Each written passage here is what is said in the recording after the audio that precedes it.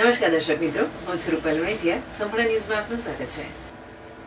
અંબાજીમાં કોઈ એક લોડિંગ રિક્ષામાં સસ્તા અનાજની દુકાનમાં અપાતો હોય તેવો માલ ભરેલી ઉભી હતી. તે બાબતે શંકા જતા દાંતા મામલતદાર ઓફિસે મળેલી બાતમીના આધારે તપાસ કરતા 10 થી 15 જેટલા કટ્ટાઓમાં સસ્તા અનાજની દુકાનના ચોખા અને ઘઉંનો જથ્થો જોવા મળતા દાંતા તાલુકા પુરવઠા અધિકારીએ લોડિંગ રિક્ષા સહિત માલને કબજે કર્યો હતો અને તે માલ ભરેલી રિક્ષા દાંતા ખાતે સરકારી માલ ગોડાઉન ખાતે લઈ જવાઈ હતી. આ રિક્ષા સાથે કુલ 3 ઇસમો હતા. તેમની પણ અટકાયત કરી સસ્તા અનાજની દુકાનોનો માલ ક્યાંથી અને કેવી રીતે લાવ્યા તેની તપાસ હાથ ધરવામાં આવી છે. આ 3 ઇસમો સતલાસણાના હોવાનું જાણવા મળે છે. આ ઝડપાયેલા ઘઉં અને ચોખાના જથ્થામાં 261 કિલો ચોખા અને 77 કિલો અને રિક્ષાને ડિટેન કરવામાં આવી છે. વજન કાંટાને જીતો મહેન્દ્ર ફોર વ્હીકલ વાહન સાથે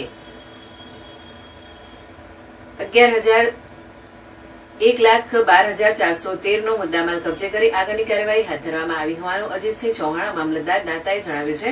જોકે આ માલનો જથ્થો રાજ્ય સરકાર દ્વારા અન્નપૂર્ણા યોજનામાં કે જે અનાજનો જથ્થો ગરીબોના નામે રાશન કાર્ડ ધારકોને આપવામાં આવે છે તેવા કાર્ડ ધારકો જેમને સરકારી અનાજના જથ્થાની જરૂરિયાત નથી તેવા લોકો આવા અનાજ બારોબાર વેચી દઈ રોકડી કરી રહ્યા છે.